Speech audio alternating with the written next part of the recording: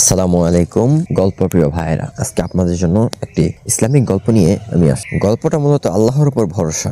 এক গ্রামে থাকতেন একজন দরিদ্র কাঠুরে। প্রতিদিন ভোরে তিনি জঙ্গলে যেতেন কাঠ কাটতে, আর সন্ধ্যায় তা বিক্রি করতেন। তা দিয়েই সংসার চলতো। কোনো সঞ্চয় ছিল না, তবু তার মুখে কখনো অভিযোগ শোনা যেত না। একদিন জঙ্গলে যাওয়ার পথে তিনি দেখলেন এক পাখি গাছের ডালে বসে আছে। পাখিটির কোনো খাবার নেই, তবুও সে শান্ত। কাঠুরে মনে মনে ভাবলেন, এই পৃথিবী তো কোনো কাজ করে না, এই পাখি তো কোনো কাজ করে না, তবু আল্লাহ তাকে রিজিক দেন, আমি কেন দুশ্চিন্তা করি। পরদিন তিনি জঙ্গলে না গিয়ে ঘরে বসে রইলেন। ভাবলেন, আল্লাহ নিজেই রিজিক পাঠাবেন। দিন গেল, খাবার এলো না, কিন্তু ক্ষুধায় কাতর। সে ক্ষুধায় কষ্ট পেল। তিনি আল্লাহর কাছে দোয়া করলেন। তখন তার মনে এলো, পাখিটি কিন্তু উড়ে গিয়েছিল খাবারের খোঁজে, বসে বসে অপেক্ষা করেনি। তখন তিনি বুঝতে পারলেন, তাওয়াক্কুল মানে চেষ্টা না করা নয়, বরং চেষ্টা করে আল্লাহর ওপর ভরসা রাখা।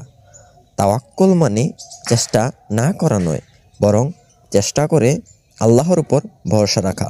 পরদিন তিনি আবার জঙ্গলে গেলেন, মন ভরে কাজ করলেন। আল্লাহ তার রিজিকে বরকত দিলেন, আর তার অন্তর ভরে গেল প্রশান্তি। সুতরাং আল্লাহর উপর ভরসা রাখতে হবে, কিন্তু ভরসার সঙ্গে সঙ্গে চেষ্টাও করতে হবে।